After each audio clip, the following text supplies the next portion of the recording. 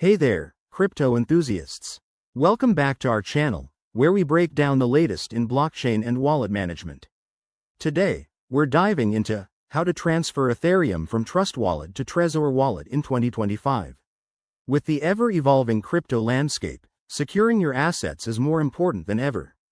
Whether you're a seasoned trader or just starting out, this step-by-step guide will help you move your Ethereum safely and efficiently. Let's get right into it. First things first, make sure both your Trust Wallet and Trezor Wallet are set up and updated to the latest versions for 2025. This ensures compatibility and security features are top-notch. Open your Trust Wallet app and navigate to your Ethereum holdings.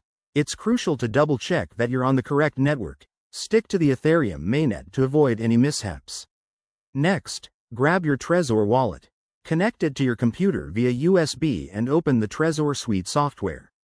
Generate or select your Ethereum receiving address. It's that long string of characters you'll need.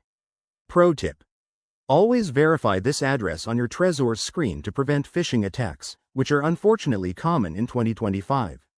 Now, head back to Trust Wallet. Tap on your Ethereum balance and select the Send option.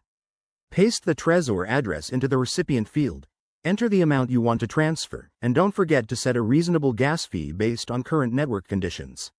In 2025, with Ethereum's advancements, fees might be lower, but always check.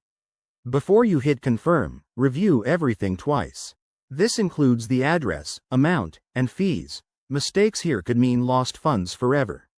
Once you're confident, approve the transaction. You'll see a confirmation on your Trust Wallet, and it might take a few minutes to process on the blockchain. After the transfer, verify it in your Trezor Wallet. Check the transaction history on a blockchain explorer like Etherscan to ensure everything went through smoothly. Congrats! You've just secured your Ethereum on a hardware wallet.